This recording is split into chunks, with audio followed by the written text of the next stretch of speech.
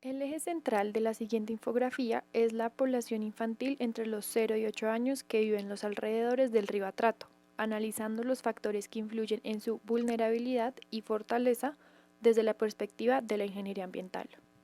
Dadas las interacciones constantes que tiene el ser humano con su entorno físico, es importante estudiar el ambiente al que la población infantil se encuentra expuesta, como la atmósfera, el suelo, el agua, el ambiente que para los niños es importante, teniendo en cuenta las características de las comunidades aledañas a los ríos, pues su principal sustento de bebida y comida provienen de él.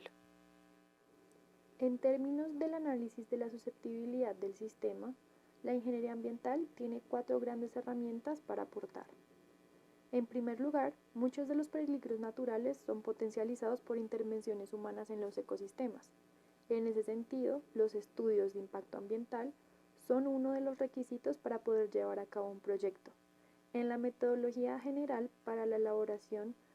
y presentación de estudios de impacto ambiental expedida por el Ministerio de Ambiente y Desarrollo Sostenible y la Agencia Nacional de Licencias Ambientales,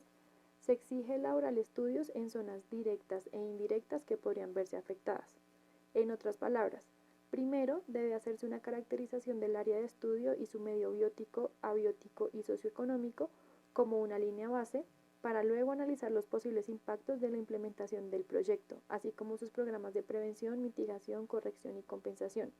De esta forma, los entes regulatorios pueden identificar la susceptibilidad de las comunidades antes y después de un proyecto de ser aprobado. Por otro lado, una herramienta de monitoreo que permite identificar factores y situaciones de vulnerabilidad son los sistemas de información geográfica. A partir de capas de información que se pueden encontrar en los sitios web de organizaciones como el IDEAM y el IGAC,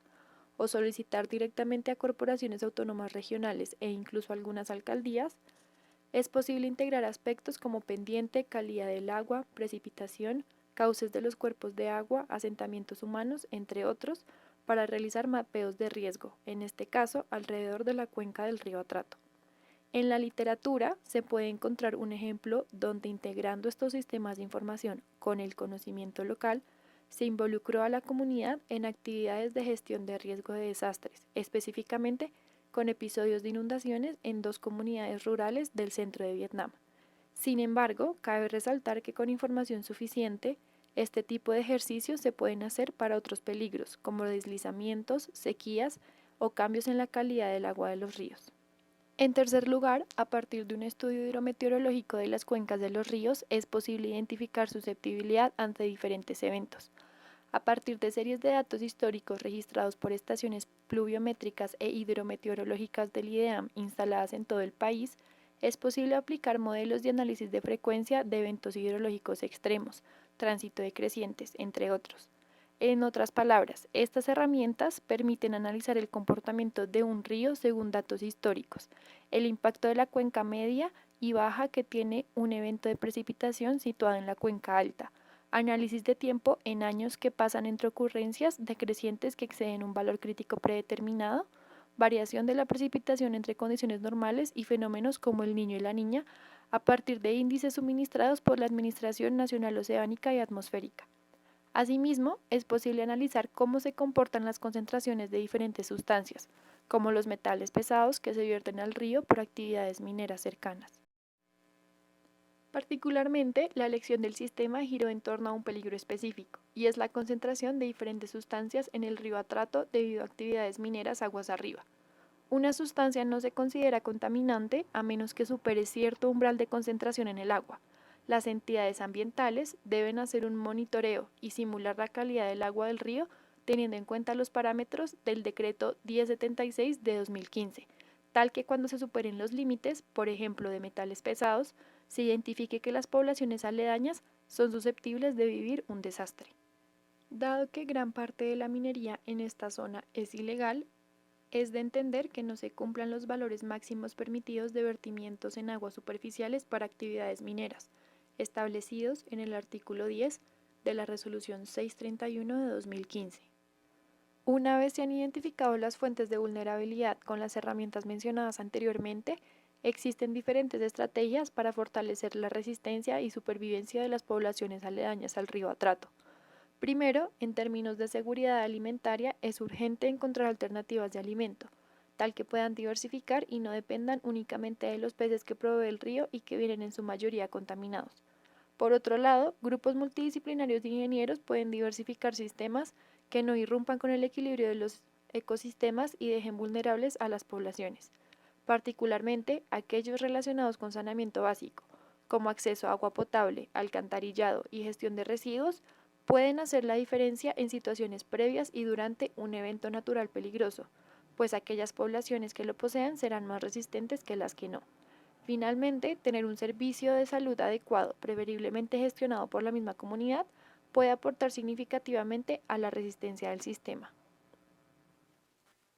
Un caso de estudio similar fue realizado en la cuenca del río Tapajos, en la zona amazónica de Brasil. Como se puede observar en la figura, en la Amazonía hay una gran cantidad de minas de oro, representadas por los círculos. Para la investigación se convocaron diferentes grupos de personas pertenecientes a tres pueblos pesqueros: Barreiras, Rainha y Sao Luís do Tapajos. Finalmente, 132 pescadores y sus familias se ofrecieron como voluntarios para realizarles diferentes exámenes médicos y muestras de cabello para analizar el mercurio total bioacumulado en sus cuerpos. Como era de esperar, si bien estos pueblos se encuentran a cientos de kilómetros aguas abajo de las zonas mineras, los niveles totales de mercurio en el cabello recogido fueron relativamente altos, entre 14 y 21 partes por millón en promedio, y el número de sujetos con un alto nivel total de mercurio, es decir, sobre 10 partes por millón, que es el límite superior, fue de 103 personas en total, correspondiente al 78%. Esto, junto con varios síntomas, sugiere una amplia contaminación por mercurio en la cuenca del río Tapajos. Es por ello que existe una creciente preocupación por los posibles efectos neurotóxicos de la exposición al metilmercurio para los 6 millones de personas que viven en el Amazonas y para muchas otras que habitan en zonas con características similares, como lo es el departamento del Chocó. En conclusión, para abordar mi rol en el comité de expertos, es necesario entender que, si bien la población infantil es el sistema, ellos se ven directamente afectados por todo lo que ocurra con el río, por lo que se debe realizar el análisis de vulnerabilidad y la propuesta de métodos y estrategias de fortalecimiento y resistencia a partir de este. Por un lado, como ingeniero ambiental, puedo aportar con herramientas para el análisis de calidad del agua, tal que se pueda monitorear la concentración de diferentes sustancias. Por ejemplo, si llega a ocurrir que se alcanzan los niveles máximos permitidos por la norma de metales pesados derivados de la minería de oro,